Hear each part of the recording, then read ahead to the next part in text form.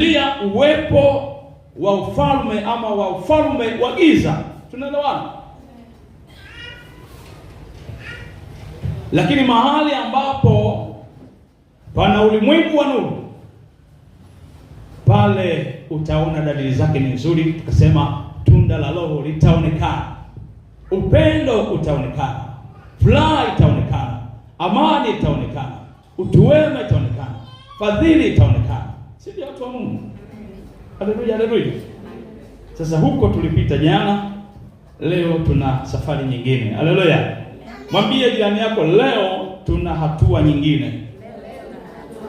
Tunapiga hatua ya pili. Kichwa cha somo kinasema angusha walaka wa adui. Angusha walaka wa adui zako. Inua walaka wa neema juu ya maisha yako. Angusha waraka wa adui zako. Inua walaka wa neema juu ya maisha yako. Nini maana ya walaka? Walaka inaweza kuwa ni hukumu imetolewa, ama ni tamko. Linatoka tamko mahali, lina nguvu, ama agizo au maandishi yanayotolewa na mamlaka fulani. Kwa ninapozungumza kwa habari ya walaka, elewa kwamba inaweza kuwa ni hukumu imetolewa, kwamba tunakuhukumu kifungo cha kufungiwa jiwe shingoni ukatupwe baharini kwa sababu umewakosesha watoto hao. Maandiko si yako wazi? Amen. Haleluya.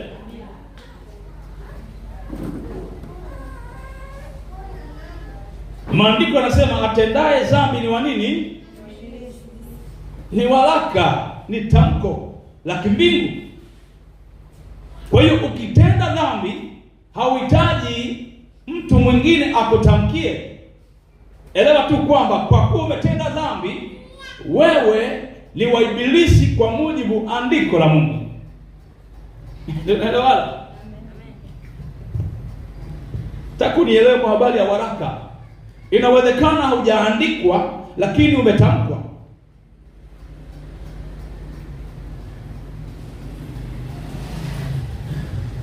Nabii Elisha anatamka katika mji ama nchi ambayo ilikuwa na njaa. Akasema pamoja na kwamba tuna njaa kubwa sana katika taifa letu, lakini kuna walaka kutoka mbinguni kwamba bei ya ngano, bei ya shayiri, akatoa bei elekezi kwa ajili ya kufanya manunuzi siku ambayo alitamka kwamba ni kesho. Haleluya. Amen. Akawepo mtu mmoja, mtumishi wa upande wa ufalme mwingine, akasema haiwezekani kitu kama hichi. Bwana asifiwe. Kwa hiyo walaka inaweza kawa ni tamko. Walaka inaweza kawa ni barua ama ni hukumu inayotolewa kwenda kwa mtu, na nyuma yake kuna mamlaka. Usisahau, nyuma ya walaka, nyuma ya tamko kuna nguvu inayosimamia tamko. Unaelewa? Ukishanielewa hapo tutasogea. Kwa hiyo katika ulimwengu wa roho kuna nyaraka nyingi. Si nyaraka inaeleweka vizuri? Amen. Waraka inaeleweka vizuri? Amen. Tunaposoma vitabu tunasema tunafungua waraka wa kwanza wa Petro. Ama nitumie neno barua ya kwanza ya Petro. Barua ya kwanza ya kwa nini? Wa Galatia. Bwana Yesu asaidie sana. Ama wa Korinto. Biblia unapoisoma unaambiwa waraka wa Petro, maana yake Petro aliandika barua akitoa maelekezo. Kitabu cha Yohana kiliandikwa kwa sababu wazee walimfuata Yohana kwa kuwa alikuwa karibu na Yesu. Na Yesu wakati huo ameshapaa mbinguni, ikatokea mvutano na mafundisho yasiyo sawa kuhusu Yesu. Yohana anakuja kutoa waraka, anakuja kutoa msimamo kuhusu Yesu Kristo. Amen. Haleluya, haleluya. Kwa hiyo inawezekana, kwa sababu tunaishi katika ulimwengu wa mwili na wa roho pia, Shetani anatengeneza waraka unawalenga kuwaumiza watu wa Mungu.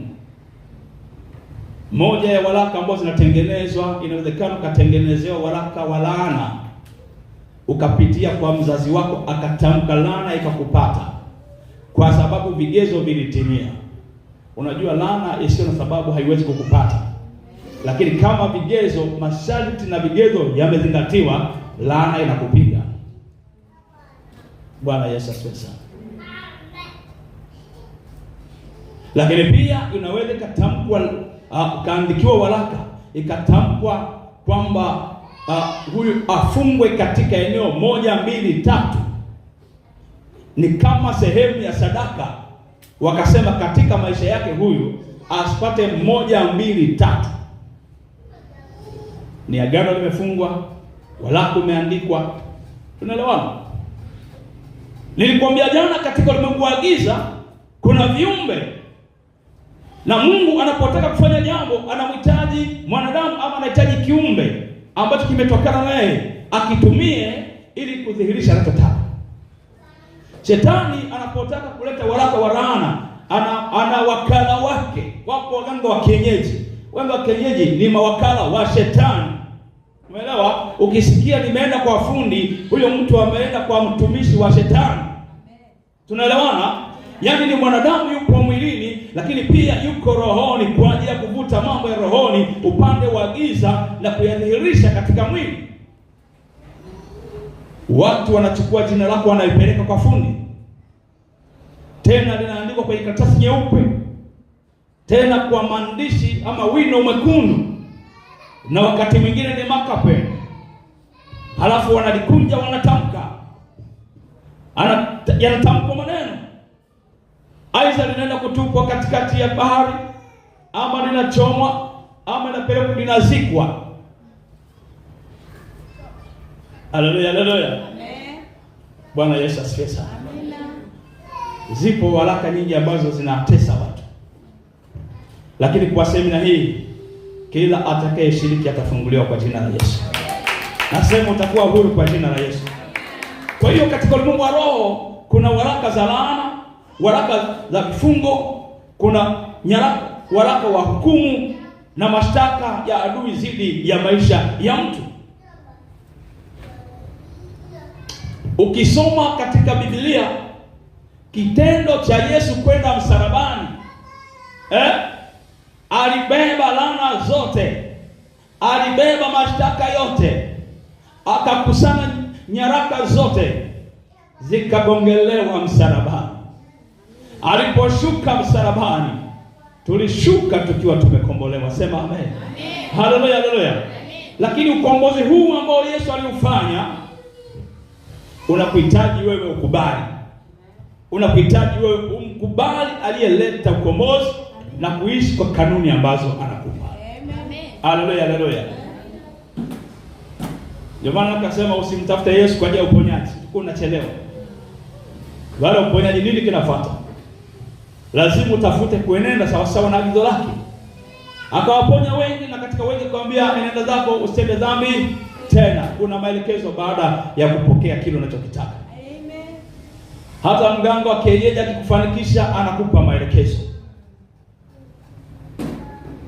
Hata unapokuwa unamwendea mganga wa kienyeji anakuambia vua viatu, hapo unapokanyaga ni katika ulimwengu. Hiyo je, kuelewa kanuni ile ile Mungu anaitumia kuwatoa watu viatu, kwa sababu wanaingia kwenye uwepo mwingine, na kwa fundi kuna masharti yake.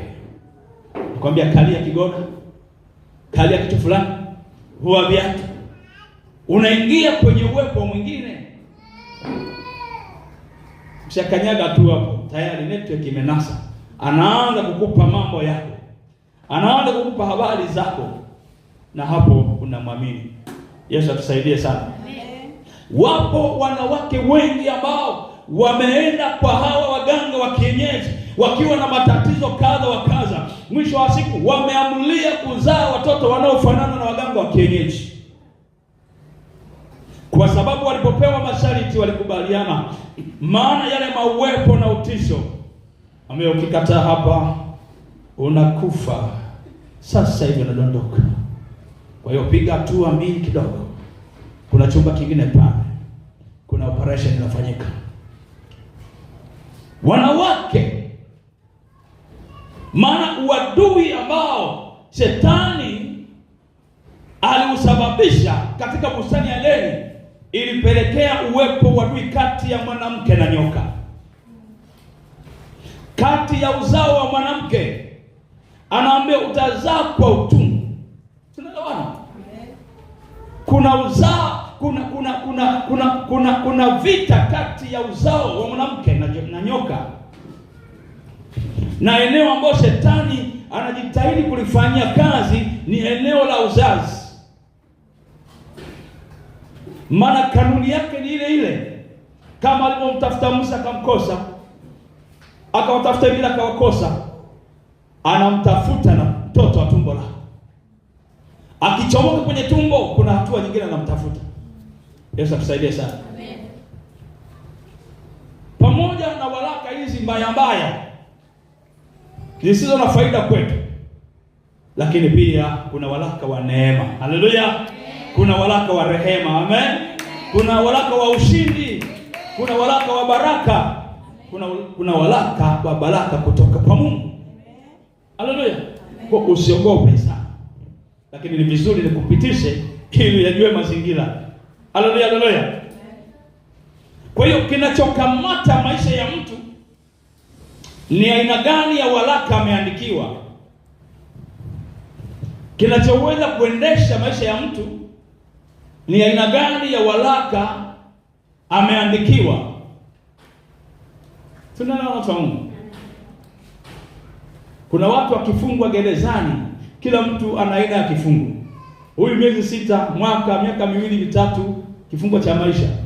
Na katika ulimwengu wa roho, shetani anazo nyaraka. Ameandika huyu afungwe katika eneo hili, afungwe kwenye uchumi, afungwe kwenye ndoa, afungwe kwenye hili. Lakini habari njema ni kwamba wale waliofungwa Yesu aliwafuata gerezani. Haleluya. Ili Yesu aoneshe kwamba alikuja kwa waliofungwa, ilimbidi afunguliwe jambazi aliyekuwa amefungwa gerezani. Anaitwa nani? Baraba. Aliyehukumiwa kifungo cha mauti. Kifungo, yani kifungo cha kufia jela. Ambaye alifungwa alikuwa anaandaliwa. Sikiliza, kabla ya Yesu kwenda msalabani, walikuwepo watu wengine wanapelekwa msalabani kwenye hiyo miezi na hizo tarehe. Ilikuwa ni desturi. Kwa hiyo Bwana alikuwa anasubiri wakati ufike apelekwe, kipindi cha Pasaka apelekwe akasulubiwe. Adhabu yake ilikuwa ni ya kifo. Kwa hiyo walichokifanya, wakamwonea huruma, wakabadilisha kwamba huyu afunguliwe, badala yake tumpeleke Yesu maana ametuuzi. Kumbe andiko linatimia kwamba Yesu alikuja ili waliofungwa wapate kufunguliwa. Baraba alifunguliwa, sema haleluya. Alifunguliwa. Amina. Na leo kuna watu wanafunguliwa kwa jina la Yesu. Hajalishi umefungwa kwa waraka au namna gani. Yupo Yesu ambaye anachukua huzuni zetu, atakutoa mahali ulipo. Sema amen. Haleluya, haleluya. Ninahubiri habari za uhakika. Hiyo ndio bahati nzuri ulionayo. Haleluya. Upo kwa mchungaji anayehubiri habari za uhakika. Yaani mimi jeuri yangu ni uhakika ambao Yesu anautoa kwako. Amen. Si katika mingine. Na ninahubiri habari ya mambo yanayowezekana kwa jina la Yesu. Amina. Haleluya. Wengine yanawezekana kwa maji, mimi yanawezekana kwa jina la Yesu. Wengine yanawezekana kwa udongo, mimi yanawezekana kwa jina la Yesu. Wala tugombani, mimi napita hapa. Mtu mmoja Akaja siku moja hapa, alikuja na pikipiki. Wewe ni mchungaji? Ndio. Tumefuata vifaa vya kiroho. Sasa anataka Biblia, anataka tenzi, anataka nini? Wamepata pale vifaa vya kiroho. Hebu nifafanulie kidogo. Tumeelekezwa hapa Sabasaba. Nina mgonjwa. Mimi niliwaelewa, ila nitaka wafafanue. Kwa tumekuja kununua maji. Nikamuuliza, maji ni kwa ajili yako au kwa ajili ya nani? Lengo langu kama ni yeye, nimpe maji ya uzima ambayo akiyanywa hataona kiu tena. Haleluya! Maana maji ya kwenye chupa yanaisha, lakini Yesu ukimnywa Yesu hautaona kiu tena. Haleluya, haleluya. Yule mwanamke Msamaria akasema, hii habari gani hii? Umeniomba maji. Yesu anaomba maji, alafu mtu anamzungusha. Kwambia wewe zungusha. Ungelijua anayekuomba maji, badala wewe kumpa maji, ungelimwomba yeye maji. Maana maji nitakayokupa yataenda kukata kiu ya wanaume. Maana alikuwa na wanaume wengi zaidi ya 5. Unanielewa? Bwana Yesu asifiwe sana. Na maandiko yanasema alipewa maji. Na alipopewa maji akaenda kuhubiri, akatangaza habari za Yesu. Watu wengi wakaokoka. Haleluya. Na mimi nasema kupitia wewe pokea maji ya uzima. Watu wengi waje kwa Yesu kupitia wewe. Haleluya. Unafikiri kwa nini walikuja kwa Yesu? Kwa sababu waliona mabadiliko ya nje kwa yule mwanamke. Alizoea kupanga foleni wanaume wa watu, akakata ile foleni. Vipi usiku wa leo vipi? Yesu amenipa maji ya uzima. Haleluya, haleluya. Ninasema pokea maji ya uzima katika jina la Yesu. Sasa sana. Huyu mwanamke mmoja akawa sababu ya kueneza habari njema na watu wengi wakapata kufunguliwa. Kwa semina hii haikutishi, lakini inakupa picha na inakupa njia ya kutokea. Bwana Yesu asifiwe sana. Kuna watu hapo wametendewa muujiza jana. Haleluya. Wengi tu wametendewa muujiza. Ikiwa ni pamoja na wewe. Ulikuwa usiamke leo lakini umeamka. Bwana amekutendea muujiza. Haleluya. Kuna watu wamepata ajali leo lakini sio wewe. Unajua nani amepangua hiyo kitu? Nani amepangua hiyo kitu? Nilikutafuta saa 7 usiku. Nilikutafuta saa 7 usiku. Ulipata ujumbe wako? Haleluya, haleluya. Nilikutafuta. Nikasema hii kitu haitakupiga. Tukaipangua saa 7 dakika 2. Nikasimama katika maombi mpaka 7 dakika 40. Mungu amenipa ramani na michoro ya washirika nao. Wakati shetani amepanga mashambulizi, hata si wakati wa kuomba, mimi usingizi unaisha. Ukishaisha tu ninaenda mahali pa maombi. Nikiwa katika kuomba, Mungu ananiambia huyu hapa. Wewe unapiga usingizi tu. Unashangaa tu mambo yanaenda vizuri tu. Yesu atukuzwe sana. Amen. Ni kwa jinsi ya roho zaidi. Niseme kwamba anayeweza kusitisha walaka, anayeweza kusitisha matamko, walisema kwenye hii ndoa hautakaa, anayeweza kusitisha hizo kauli ni mmoja aliye na nguvu kuliko aliyetoa tamko. Haleluya, haleluya. Na tunatamba naye Kiswahili cha mjini. Haleluya, haleluya. Nasema hivi, tunaye Yesu na tunatamba naye Yesu anayeweza kusitisha kalenda za wachawi. Haleluya. Amen. Nafikiri rahisi kusema mambo haya. Bwana asifiwe sana. Jana nikaomba usiku. Kwanza jana niliomba lakini sikutaja aina gani ya ulinzi wepo. Nilipoamka muda fulani maombi nikaweka aina ulinzi niliyotaka. Bwana Yesu asifiwe sana. Haleluya, haleluya. Ukipanga kwenye nyumba yangu kama hujaokoka unapata shida. Maana kazi yangu ni kuruhusu maadui kupiga ili uokoke. Ndio bahati mbaya wapangaji. Bwana tusaidie sana. Yaani ndio bahati mbaya sana. Kwa kila siku utaenda kwa mganga wa kienyeji. Kila siku unaenda kubadilishwa dawa. halafu hujui nani anaziharibu dawa. Nimekaa tu nimetulia hivi, unaruka tu sarakasi. Nikiingia kwenye maombi tu, Baba, katika jina la Yesu, ile hilizi iliyofungwa mkono wa kushoto ninaipiga moto, ipasuke, expire, asilindwe na hilizi. Shangaa kesho tena kwa fundi atatajirika kwa ujinga wako, lakini wenye akili wanamkimbilia Yesu ili wawe na uzima, kisha wawe nao tele. Sioni leo utakuwa na uzima, utakuwa nao tena uzima tele kwa jina la Yesu. Haleluya, haleluya. Nilikugusia jana kwa habari ya biashara. Kuna sehemu ambazo wenyeji hamwezi kufanya biashara, wageni hamwezi kufanya biashara ukamaliza mwaka, miaka na kuendelea, ila wenyeji wanafanya. Pamoja na ugumu wanafanya, wanapenya. Kuna walaka umeandikwa katika ardhi hiyo kwamba wale wakuja wasitoboe, lakini kama Bwana isivyo, maadamu umekanyaga mahali hapa, utatoboa kwa jina la Yesu. Utafanikiwa kwa jina la Yesu. Utafanikiwa kwa jina la Yesu. Haijalishi ardhi ilinenewa mambo gani, haijalishi walimwaga damu za makafara aina gani, iwe ni kafara ya ngamia, ipo kafara ya Yesu Kristo, damu ya mwana kondoo. Inatosha. Haleluya, haleluya. Yaani ngamia na Yesu aliumba wanyama sekunde moja wakajaa, halafu unletee damu ya ngamia, kafara ya sia nini? Hivyo watu hawamjui Yesu. Kuna watu hawamjui Yesu. Nasema hivi, tunaye na tunatamba naye kwa jina la Yesu. Haleluya.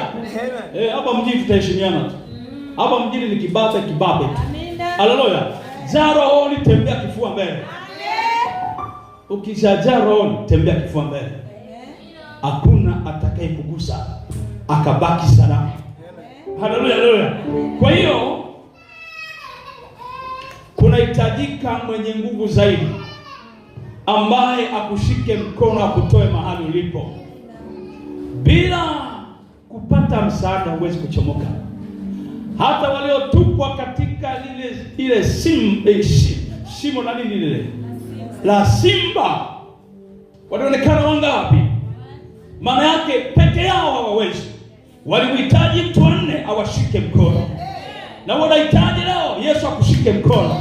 Utoke mahali umetupwa. Bwana kuinue, akuketishe pamoja na wakuu kwa jina la Yesu. Kiroho chako kinapanda kwa jina la Yesu. Viwango vyako viongezeke. Biashara yako ikue kwa jina la Yesu. Nasema hivi, nanyanyua biashara ya mtu jioni leo.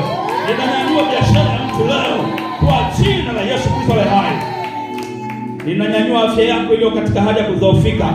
Nanyanyua kwa jina la Yesu. Ninapozungumza hivi, kuna uponyaji unatembea. Kuna vitu kwenye mwili vinakaza. Maana hii spana ni ya Yesu Kristo. Yaani ninapohubiri hivi kuna vitu vinaendelea. Kuna operation inafanyika. Bwana Yesu asifiwe sana. Hii semina ina siku chache. Tulipotangaza zilikuwa kama siku nyingi. Kumbe ni chache sana. Haleluya, haleluya. Kuna mtu mmoja anaitwa Herode.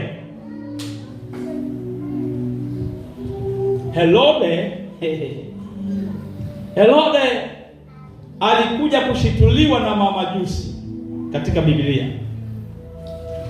Akaambia, wewe uko hapa, haujui nini kimetokea kwenye nchi yako. Sisi tumetoka mashariki ya mbali, tumekuja, tumeongozwa na nyota. Maana kuna aliyezaliwa, kuna mfalme wa Wayahudi amezaliwa. Bahati mbaya wanatoa taarifa kwa mfalme wa Wayahudi Herode. Tumekuja ili tufanyeje? Tumtolee sadaka, tumtolee mane na ukumbasi na nini. Sawa Herode anasikiliza. Akasema, sasa ngoja tuone. Mtakapoenda mrudi mpitie njia hii. Mnipe taarifa. Na mimi ili niende na mimi nikamtolee.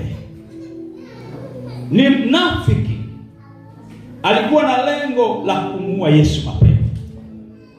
Wale mamajusi walipoenda wakamwona Yesu, wakafanya yaliyowapeleka, wakarudia njia nyingine. Alipokaa akaona ukimya mrefu, ndipo akatoa tamko.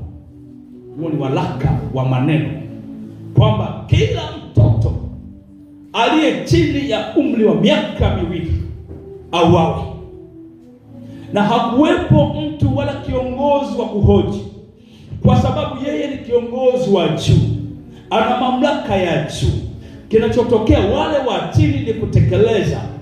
Roho ya mauti ikatembea, watoto wengi waliuawa, wasio na hatia wote waliuawa wakati wanamtafuta Yesu. Wakati wanaelekea kutekeleza tukio hilo, Mungu akasema na Yusufu, beba mke wako na mtoto kwenda Misri, maana kuna operation ya giza inaendelea, na mimi Mungu amenituma siku ya leo. Ninakwambia, beba vitu vyako, kaa pembeni. Hiyo operation haitakupata kwa jina la Yesu. Hayo walioyatamka hayatakupata kwa jina la Yesu. Haleluya, haleluya. Nakwambia hivi, Bwana anakuchomoa. Hautaonja uharibifu walioupanga. Ni kimbelembele tu cha mke wa Rutu. Ni umbea tu, kupepesa macho tu. Mke wa Rutu, mmeambiwa toka kwenye nchi hii, maana kuna uovu na kuna uharibifu unakuja, na unapokwenda usigeuke nyuma. Haleluya. Swala la imani, ukikanyaga mahali hapa, usimtazame mtu mwingine, usimsikilize mtu mwingine. Sikiliza neno linatoka kwa Bwana, ndio uzima wako. Haleluya. Lakini akaenda akaanza kusikia mlipuko. Kwa sababu sio jirani kweli huyu. Mlipuko sio kitu cha jirani. Maandiko yanasema akageuka, na yamkini alikuwa mbele. Itifaki, baba alikuwa nyuma. Kwa hiyo mwanamke akageuka. Yule mwanaume anajua kanuni na kumheshimu Mungu. Alipofika kwa mwanamke aliyegeuka, akasogea kidogo, akaendelea mbele. Na mimi nakwambia, ukikutana na mtu amegeuka, mpishe, endelea mbele kwa jina la Yesu. Usalama wako ni kusonga mbele. Ukikaa kujadili naye utapotea. Maandiko yanasema akageuka kuwa nguzo ya chumvi. Sio chumvi ya kuweka kwenye mboga. Haleluya. Akageuka kuwa nguzo ya chumvi. Sijui ndio chumvi ya upako mnayopewa, mimi sijui. Wenda mnakula mwili wa mke wa Rutu kwa sababu ya ujinga, maana mmemkataa Yesu. Waliona Yesu hawatalishwa matakataka. Haleluya. Hautalishwa takataka, maana umekombolewa, umehamishwa. Waliokoka wamehamishwa. Kila anayeokoka anahamishwa, anaondolewa gizani, anaondolewa kwenye desturi tulizozipokea kutoka kwa baba zetu na babu zetu. Anatuhamisha, tunakuwa miliki ya kwake. Tunamilikiwa na Mungu, hatutamilikiwa na mapepo. Uchumi wako na ndoa yako haitamilikiwa na mapepo. Bwana ataimiliki ikiwa utampa nafasi. Haleluya, haleluya. Herode akatoa tamko. Nikwambie, watoto walikufa wakufa? Walikufa. Je, nikuulize, walikuwa na kosa? Hawakuwa na kosa. Sasa tamko linapotoka na mtu mwenye mamlaka, linaleta matokeo mabaya. Yesu akusaidie sana. Mahali pengine Biblia imesema kwamba laheri kilio kilisikika Lama, kilio kilisikiwa Rama. Mwanamke mmoja ambaye ni Raheli alikuwa analia kwa sababu ya watoto wake walikufa, tena vibaya. Maandiko yanasema alikataa hata kufarijiwa kwa sababu watoto wake hawapo. Unasoma Biblia? Bwana Yesu tusaidie sana. Unanielewa ninachozungumza? Haleluya, haleluya. Unajua Mungu amelipa vitu ni vicheue. Maana Biblia siku zote unayo. Nitakupa maandiko baadaye kusaidia. Bwana Yesu asifiwe sana. Kwa shetani ameacha vilio kwa sababu ya nyaraka alizoziandika kwenye maisha yako. Lakini kabla jua lijazama, Bwana atakufuta machozi. Bwana anakufuta machozi jioni ya leo. Ikiwa moyo wako uko tayari, machozi yako yanaondoka. Yanaondoka. Kuna wakati watoto wako wamekamatwa na magonjwa na vifungo visivyoeleweka, lakini Bwana amesema, hebu mwanamke, lia kwa ajili ya watoto wako. Yeye atasikia, atakuondolea huo mzigo jioni ya leo. Lazima uhamishwe. Tumechoka kuona watoto wetu wamefungwa. Tumechoka kuona wanawake wamefungwa, wababa wamefungwa, uchumi umefungwa. Yesu alipoenda kuzimu, alichukua funguo za mamlaka. Tunayo mamlaka leo ya kufungulia baraka. Haleluya! Tunayo mamlaka leo ya kufungulia uzima, ya kufungulia amani katika maisha yako. Haleluya! Bali anasema hata kama palala amekula, madumadu amekula, akasaza nani, akala nzige, maandiko yanasema vitarudishwa vyote. Sioni leo ni ya kutapisha vyote vilivyoliwa, uvipokee kwa jina la Yesu Kristo hai. Lazima vitapike. Atapike maisha yako, atapike masomo yako, atapike GPA yako ulioikosa semester iliyopita. Semester hii unanyosha, kinaeleweka kwa jina la Yesu. Haleluya. Maana tamko linatoka kwenye madhabahu na Mungu ameridhia. Hakuna atakayebadilisha matokeo wala kuyaedit. Tunakataa kwa jina la Bwana Mungu wa majeshi. Haleluya. Lazima watu waende mahali, na Mtwara itaelewa na dunia itaelewa. Haleluya.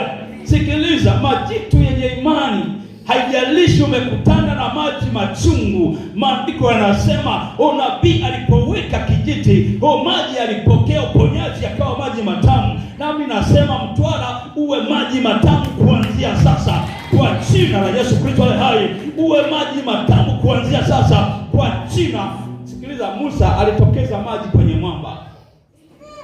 Kuna wakati unasema mimi natamani nikiolewa au nikioa, natamani unajichagulia mkoa wenye hali nzuri. Ni kwa sababu huna imani. Yale majitu, miamba ya imani, popote ukilitupa ni kambi. Maana Bwana wa Bwana yuko ndani yao. I can make a way.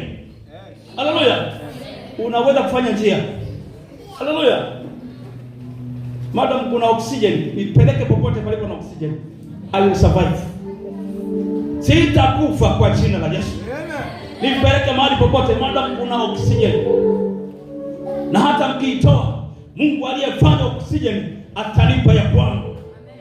Kama watu wanaenda mwezini hakuna oxygen, wanaenda na ya kwao. Si zaidi Mungu aliyekuokoa wewe, aliyekuumba. Wazamiaji, divers. Wazamiaji wanaenda na nini? Na oxygen yao mtungi. Sikiliza, mtungi wa Mungu hauishi. Mitungi ya kibinadamu inaisha, lakini mtungi wa Mungu hauishi. Wewe fikiria, tangu umezaliwa mpaka sasa umevuta mitungi mingapi? Watu wengi walikufa kipindi cha corona kwa sababu hawana experience ya kutumia hewa ya mitungi. Juu mitungi wengi maua. Tell you the truth. Mitungi inakulazimisha upumue inapotaka. Kuna namna ambavyo iko programmed, ina push mawimbi ya msukumo wako. Kile hicho. Ndio maana waliokomaa katika imani walitoboa, walipenya. Yesu asifiwe sana. Kwa hiyo Herode alitumia mamlaka ya kujaribu kuzuia mpango wa Mungu. Soma sasa, usaidie kidogo. Soma Mathayo ile sura ya 2 mstari wa 13 hadi 15. Mathayo 2:13 hadi 15 inasema, na hao walipokwisha kwenda zao, tazama malaika wa Bwana alimtokea Yusufu katika ndoto. Akasema, ondoka, umchukue mtoto na mama yake, ukimbilie Misri. Ukae huko hata nikuambie, kwa maana Herode anataka kumtafuta mtoto amwangamize. Akaondoka, akamchukua mtoto na mama yake usiku, akaenda zake Misri. Akakaa huko hata alipokufa Herode, ili litimie neno lililonenwa na Bwana kwa ujumbe wa nabii akisema, kutoka Misri nalimuita mwanangu. Amina. Bwana Yesu asifiwe. Hayo ndio maelekezo ya Mungu kwa Yusufu. Akamtoa mpaka Herode afu. Bwana Yesu asifiwe. Kumbe na wewe inawezekana una Herode wa kwako. Una Herode wa kwako. Unaweza kumuua. Biblia inasema ni roho itenda dhambi imefanya. Sasa unasema Mungu umekuwa muuaji tena. Naua kwa maandiko. Mimi naua kwa jina la Yesu. Umeelewa? Roho itendayo dhambi ndiyo itakayokufa. Kama mtu amekalia msingi wako nyumba isiishi, aamue kuatia au afe, ili furaha ya Bwana ionekane ndani yako. Haleluya. Haiwezekani mtu amekalia uchumi wako. Kuna watu hapo vijiweni hawana kazi za maana, wana mamitungi ndani ya nyumba zao, kazi yao ni kuchuma ulete mangopo. Sasa kama wewe ni mpendwa umekanyaga mahali hapa, nataka nitangaze mauti kwa yeyote anayekanyaga uchumi wako. Kwa jina la Yesu atapike. Aidha aokoke au tumpeleke msafa. Msafa wapi bwana? Naogopa. Yesu asifiwe. Wape sasa na mtaji wote kama unaogopa. Nasema hivi, aliyekalia uchumi si wa kwake, huyo ni jambazi. Apigwe asipigwe. Apigwe kwa jina la Yesu. Haleluya, haleluya. Aliyekalia ndoa yako apigwe asipigwe. Apigwe kwa jina la Yesu.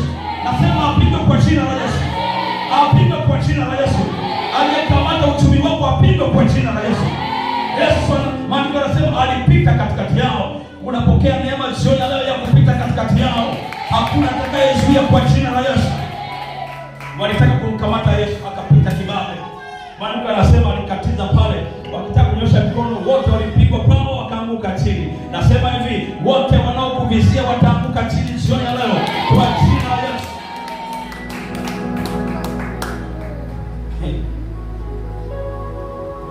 Ukiwa rohoni, ukawa na mamlaka, unaweza kutangaza lolote na Bwana anatenda. Haleluya. Unatangaza linatokea.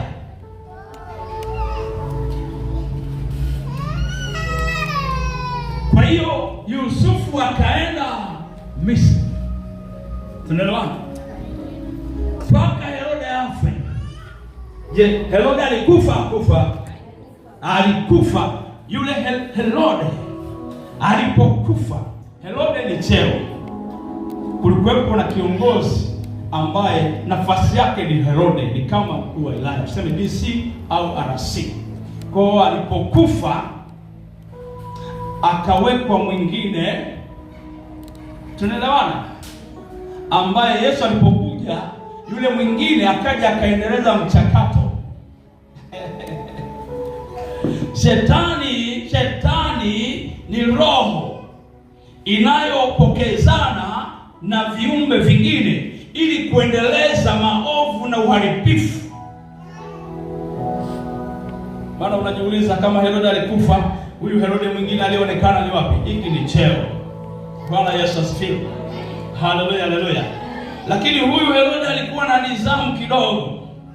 Kuna wakati anasema mimi sioni kosa la huyu mtu. Unakumbuka? Anasema mimi sioni hatia ya huyu mtu. Wakapaza sauti kusema hapana, amehujumu uchumi, amezuia watu wasitoe kodi. Umeelewa? Wakatokea na washika dini, washika siku ya Jumamosi, wakasema huyu ameponya watu siku ya Sabato. Wakatokea na wengine, ameingia kwenye sinagogi letu ameponya, amesema yeye ndiye Mungu, amekufuru. Ile neno ile unaipenda la siri kama taji stakabasi.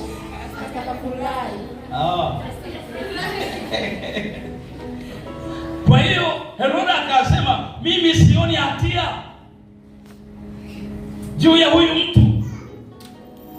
Akasema lakini kwa sababu ya kelele za watu alinawa mikono. Kunawa mikono si tendo la kutubu. Alisema damu hii iwe juu yenu, mimi sio juu yangu. Mpaka leo damu ya Yesu inawagonga, lakini inanena mema kwa ajili ya wokovu. Haleluya, haleluya. Ziko damu ambazo zinanena malipizi, lakini ya Yesu inanena mema wapate kuokoka. Hata leo tunamwambia njooni kwa Yesu, anawapenda. Haleluya, haleluya. Yesu ni wa ajabu. Hebu mpe makofi mengi sana.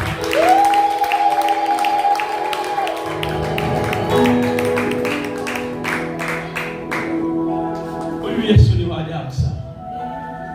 Anawapenda wanadamu wote. Wasiompenda na wanaompenda yeye anawapenda. Kwa upendo wa kutaka kwamba wafikie toba ya kweli, ili waachane na mambo yao ya giza.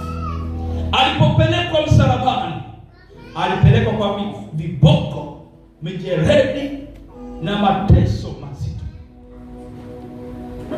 Akiwa pale msalabani, maaskari walikuwepo walinzi, vikosi vya maana.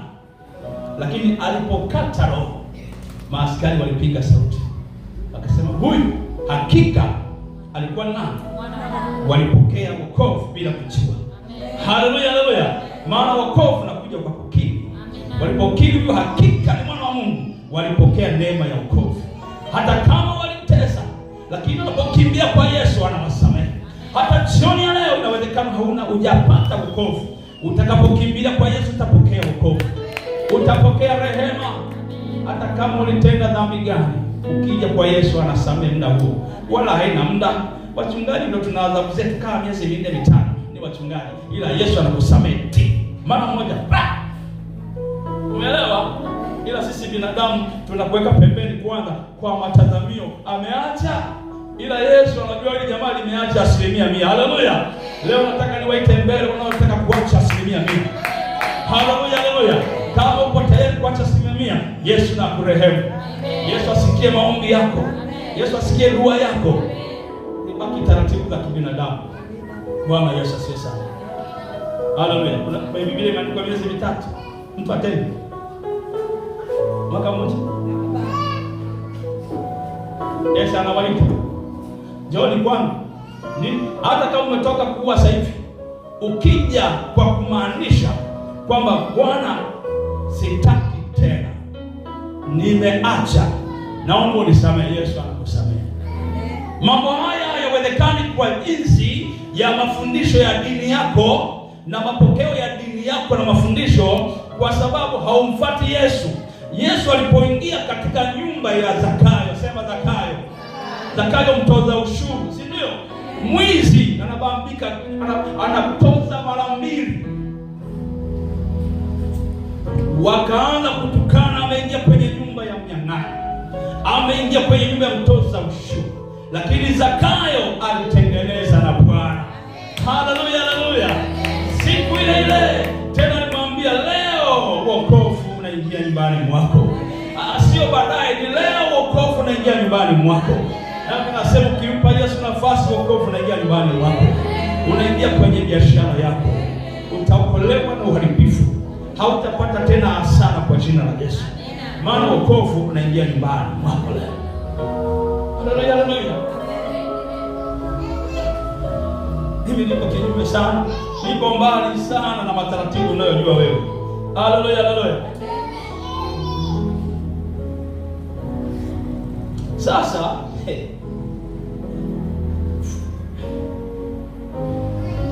soma kutoka sura ya kwanza mstari ule wa 16. The book of Exodus chapter 1 verse 16. Umefika? Kutoka sura ya kwanza. Naam. Wa 16. Maandiko yanasema, naam, basi kuhani wa Midiani alikuwa na binti 7. Nao wakaja wakateka maji, wakazijaza birika maji. Kutoka ngapi? Kutoka ngapi? Kutoka 1 mstari wa 16, maandiko yanasema, akasema, wakati mwazalishapo wanawake wa Kiebrania. Maelekezo yanatolewa kwamba wakati wanawake wa Kiebrania wanazaa, na kuwaona katika kuzaa, naam, ikiwa ni mtoto mwanamume, akizaliwa mtoto wa kiume, muue. Bali ikiwa ni mtoto mwanamke, akiwa ni wa kike, na aishi. Mpaka leo kuna dini ziko tayari kuoa wanawake wa imani zingine, kwa sababu ni wanawake, wanaamini kwamba watawabadilisha wawatumie kama wanavyotaka. Lakini wewe kwenda kuoa kwao ni ngumu. Umenielewa? Umenielewa? Mpango ule ule bado unaendelea. Wapo tayari wakupate wewe ambaye utulii kwenye imani, ili wakuzalishe akina Yahya wazae hao. Ukizalia hao walo kama 7 hivi, alafu anakupiga taraka, anakugonga taraka, alafu ameshapata watu kama 7, alafu anaoa tena mwingine asubuhi, jioni tena anapiga chini, kesho anaoa mwingine. Tunaelewana? Kwa lengo la kuongeza nguvu upande wao. Endelea kusoma. Nafanya mchezo. Don't know how to work with that persons. Lakini wale wazalisha walikuwa wakimcha Mungu. Wale waliopewa jukumu la kutekeleza uharibifu, bahati nzuri, walikuwa ni wacha Mungu. Wasifanye kama walivyoamriwa na huyo mfalme. Wasifanye kama walivyoamriwa na huyo mfalme. Lakini wakawahifadhi hai wale wanaume. Wakahifadhi hai wale wanaume. Bwana Yesu asifiwe. Amen. Kwa hiyo kuna hofu mpaka Farao anatuma waraka. Na ule waraka alisensi katika ulimwengu wa roho, maana aliona Waebrania wanazaliana, akaongeza mateso kuwatesa ili kwamba washinde kuzaliana, lakini bado majamaa yanazaliana. Akasema dawa yake hawa, kwa sababu wakiongezeka wanaume, wakiongezeka hawa wakuja. Elewa neno wakuja, maana walikuwa wakuja pale Misri. Tunaelewana? Watakuja watunyang'anye sehemu yetu. Ndio yanayoendelea, kwamba sisi nafasi zetu zimechukuliwa na wakuja. Ni yale kama unasoma alama za nyakati utanielewa. Kwamba nafasi zetu zinachukuliwa. Hiyo roho imetoka kwa Farao baba yao. Unanielewa? Wanasema tunataka ajira tuzikamate sisi. Hawa wana wa Kiebrania, hawa wana wa Yakobo hatuwataki. Kwa hiyo dawa yake ni kuwaua wanaume, watoto wa kiume.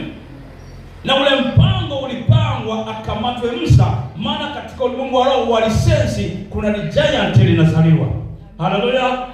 Na mimi natangaza kwa jina la Yesu, huyo giant anataka kuzaliwa kwako, hata uawa na kataa kwa jina la Yesu Kristo aliye hai.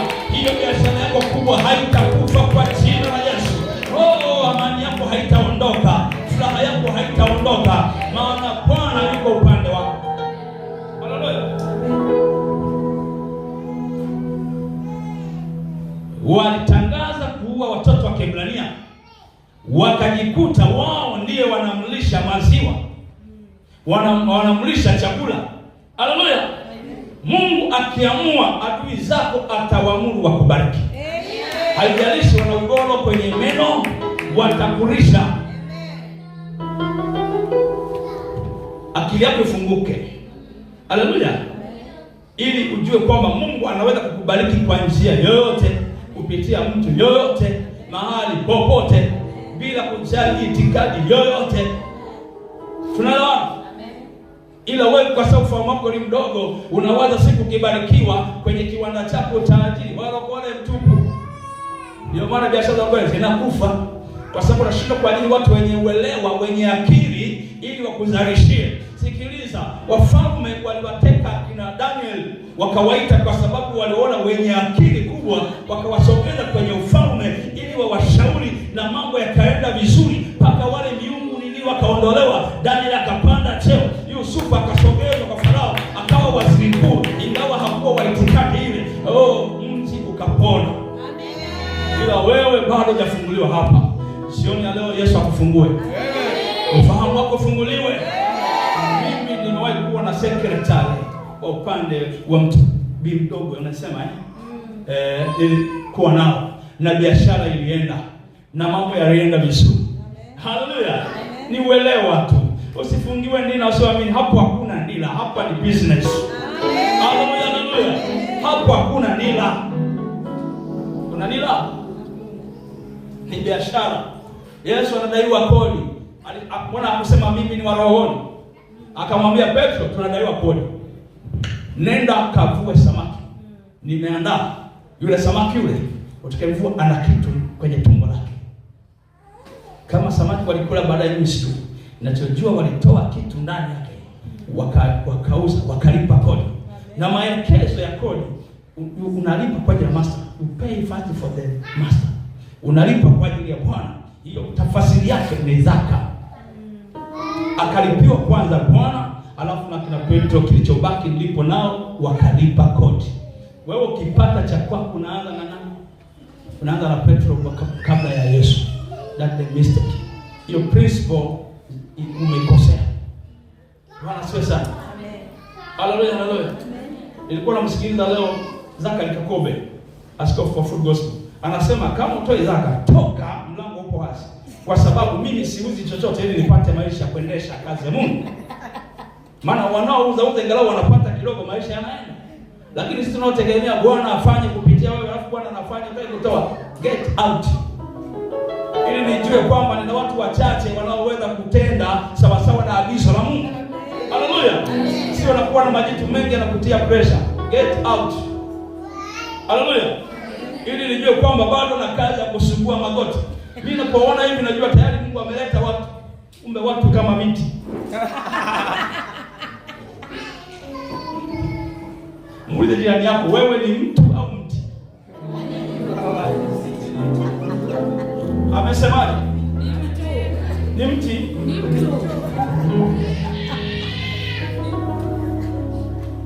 Kama ni mtu tunataka tuone kwenye matoleo. Haleluya. Kama ni mtu tuone kwenye matoleo. Tuone kwenye michango. Maana mtu anafanya sawa sawa. Haleluya. Jamani muombewa, unaona nini? Wewe ni kipofu, wapi sema naona watu kama miti. Unaweza kuona wapi miti? Wewe ni kipofu tangu kuzaliwa. Naona watu kama miti. Wewe. Watu wenyewe unawajua kwa kuwapapasa tu. Na ukipapasa mwembamba modo, ukipapasa wa kitambi, wewe unachanganyikiwa. Hivi mtu ndio yupi hapa? Alafu leo mmoja anafunguliwa, naona watu kama miti. Wewe sema naona. Lakini kuna process kidogo. Haleluya. Yesu akaongeza tena kupiga hapo. Sijui kama aliweka mkono polepole, ile ya pili alipiga. Akasema kwa hali hii, Bwana naona watu. Basi enenda. Maana angesema tena naona watu kama miti. Wewe angepigwa makofi mawili kwa pamoja. Kuna watu lazima tuwasaidie kuinuka na kutembea. Haleluya. Lazima tukusaidie kuinuka ili uende kutembea. Mtu mmoja alipokea uponyaji kwenye mlango mzuri. Halafu jamani, limeombewa, limepokea uponyaji, bado limekaa. Yohana na Petro akasema wewe usituchezee. Wakamkamata huku na huku, wakamtembeza mguu anaenda gongana hivi, mwisho wa siku katembea. Lazima tuwasaidie watu kutembea. Lazima tuwainue watu. Kazi yako ni kumuinua, alafu atatembea kwa jina la Yesu. Haleluya. Kama kuna mtu hapa atembelewa, anatembea kwa jina la Yesu. Mifupa yako ikae vizuri kwa jina la Yesu. Bwana akupe neema ya kutembea. Uinuke kwa jina la Yesu. Haleluya, haleluya. Kwa hiyo tunataka watu kanisani. Hatutaki watu kama miti. Miti labda tukiwa na ujenzi tunahitaji. Kwa sasa tunataka watu. Haleluya. Toka 1:22. Toka 1:22 maandiko yanasema, kisha Farao akawaagiza watu wake akisema, kila mtoto mwanamume atakayezaliwa mtamtupa mtoni, na kila mtoto mwanamke mtamhifadhi hai. Unaelewa? Anasema kila mtoto mwanaume atakayezaliwa mtamtupa wapi? Wakati anatoa tangazo, kuna watu wanamsikiliza tu. Wanamsikiliza tu. Sasa akazaliwa Moses, akazaliwa Musa, ukafanyika mchakato, akatengenezewa kisafina kwenye mto huo aliosema watoto watupwe. akaonekana mtoto ametupwa, lakini yupo kwenye kisafina, alafu ananukia maziwa kama ametoka kunyonya mida ile. Halafu akamsogeza kwenye nyumba ya kifalme, akiangalia hivyo na kuna kitoto kwenye kikapu mle.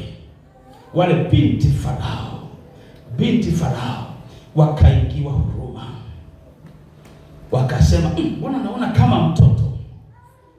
Wakasahau ile sheria ya baba yake, kwa kuwa walionyesha huruma, yule mtoto akamchukua, wakaanza kumlea.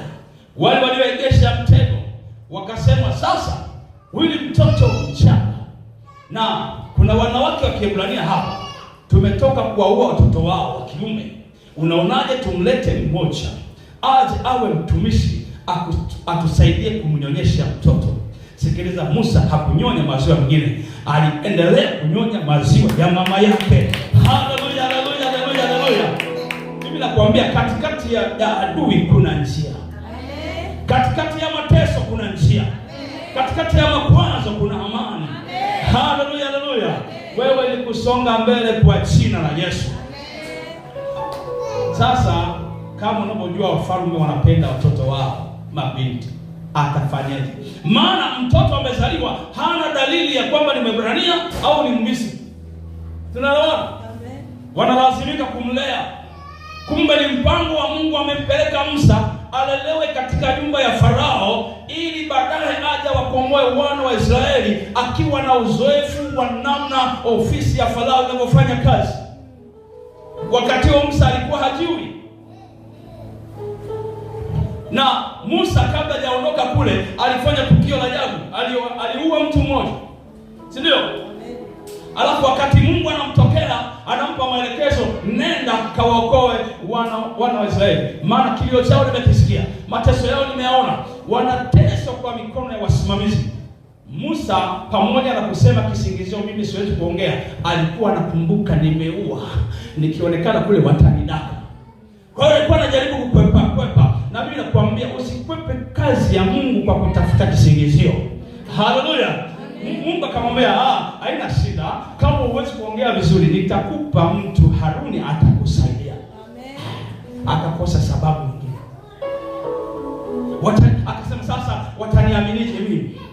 Halafu wakiniuliza nani amekutuma nitasemaje? Akamwambia waambie niko ambaye niko. Bwana Yesu asifiwe. Kama sioni leo nakwambia kwamba watakapokuuliza waambie yuko niko ambaye niko, kwa jina la Yesu. Akupiganie jioni leo. Nasema akupiganie jioni leo. Akupeleke hatua nyingine jioni leo, kwa jina la Yesu Kristo aliye hai. Wakati mwingine usijieleze sana. Wewe imani yako ni nini? Mimi imani yangu ipo kwa niko ambaye niko. Amen. Haleluya. Mambo ya majumba na nini sio shida. Ninaye niko ambaye niko. Bwana Yesu asifiwe sana. Kwa hiyo Musa akalelewa na mama yake. Akala maziwa ya mama yake. Alipiga maziwa sio kama ni miaka 2 au 3 sijui, ananyonya tu. Na mama yake anakula kwa mfalme. Ndio maana unapoambiwa Mungu ataandaa meza mbele ya watesi wao. Farao alikuwa ni mtesi wa Ibrania, lakini huyo Waebrania wakala chakula katika nyumba yake. Bwana Yesu asifiwe sana. Ndio maana mahali pamesema kwamba pengine kwamba Mungu atakupa hazina za gizani, sio za giza, za gizani. Yaani zimekusanywa zikafichwa, zimefichwa mahali, atazichomoa huko. Maana waliozificha hao hawana nia njema, lakini Bwana anapoamua kukupa anazichomoa, anakupa wewe. Amen. Haleluya. Amina. Kwa hiyo sasa nikwambie hivi, lengo la adui liko ni kupunguza. Na lengo la adui jioni leo, yawezekana anataka kupunguza kwenye ibada usije, anataka kupunguza kwenye imani, akupunguze kwenye biashara, akupunguze kwenye uchumi. Lakini kama Bwana aishivyo, hautapungua kwa jina la Yesu. Utaongezeka kwa jina la Yesu. Haleluya, haleluya. Kwa maana anasema kwamba taifa liliendelea kukua na kuongezeka na kuongezeka. Sio Musa peke yake aliyochomoka kwenye mtego, hata wengi tu walichomoka. Amen. Wengi walichomoka.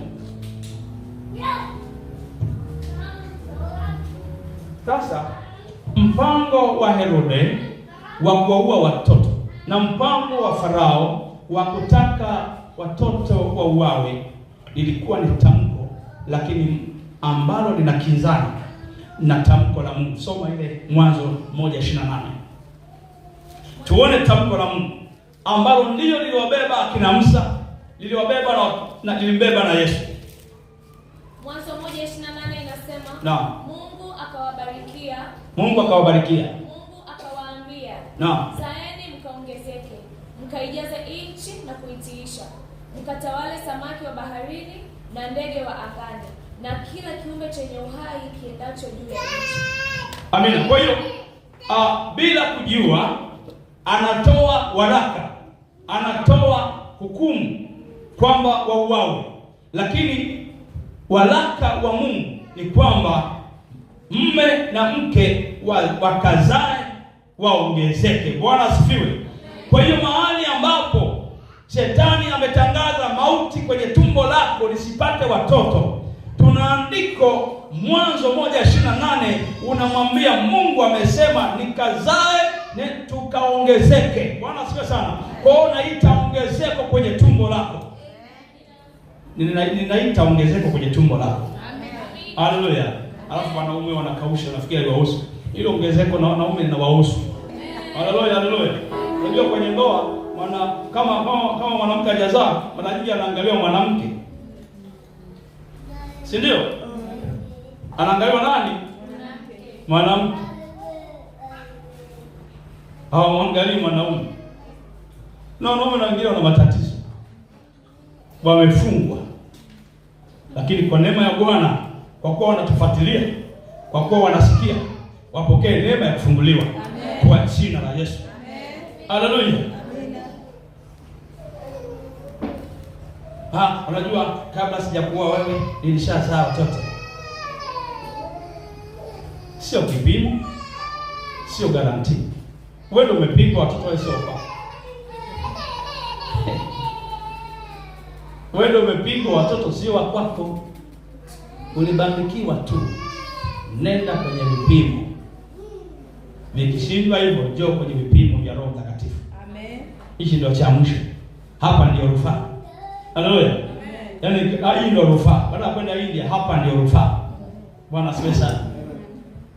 Tangu mwanzo Mungu alitoa waraka wa kwanza kama ambavyo umesoma kwamba lazima watu wazaliane. Kwa tamko lolote linalokuja kinyume na kupinga swala la kuzaliana, hilo ni tamko batili kwa jina la Yesu. Tunahitaji kanisa linalozaliana. Tunahitaji ndoa zinazostawi. Haleluya.